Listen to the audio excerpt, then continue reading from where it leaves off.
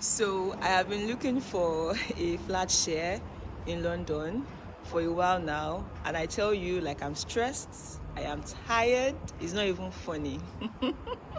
So not to like lie, I've seen like a couple of places that I like, but like there's always a but. You get, is either I don't like the toilet, I don't like the bathroom, or the house is on the second floor and the house doesn't have a lift, and you know how stressful that can be.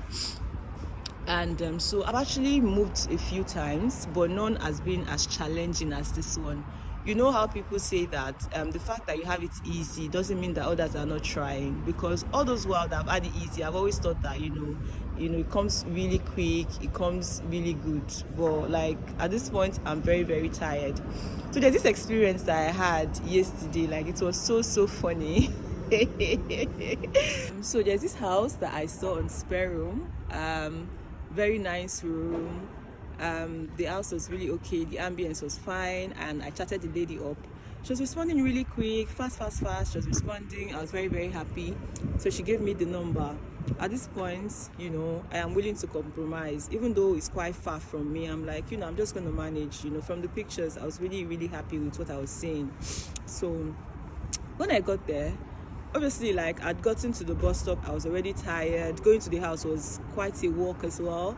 So I was like, I am tired at this point. So when I got to the house, tell me why I saw a dog barking. I did not believe it. Initially I saw the number, I was like, this is not the number. You know how you are like in your head, you're like, I made a mistake, So I was I was walking towards the next house. I was just going forward. So I was trying to call her, like, I just want to reconfirm the address that you sent to me. What's the number again? She said the number. I'm like, this woman, she whining me. So obviously I was going back and she was already coming out. And she's like, oh, hello, how are you? I'm like, I am fine. You know when you know the obvious and you're still asking. I'm like, please, is that your dog? She said yes. I was like, please, I am not a dog person. I cannot live in a house where there is a dog. I don't hate dogs, but like it can never be me. Do you understand? So I told her, I was like, wait, though. So I told her I like them from afar. I cannot be living with a dog. It's already scary that I even see them on the road. How much more living we want? So I was like, I'm very sorry, this and that. Most times I try to read the description, but like in this case, she did not write it there that she has a dog. Some of them will tell you that I have a cat. Even in the picture, they will put the picture there, the picture of them and their cat, they will put it there.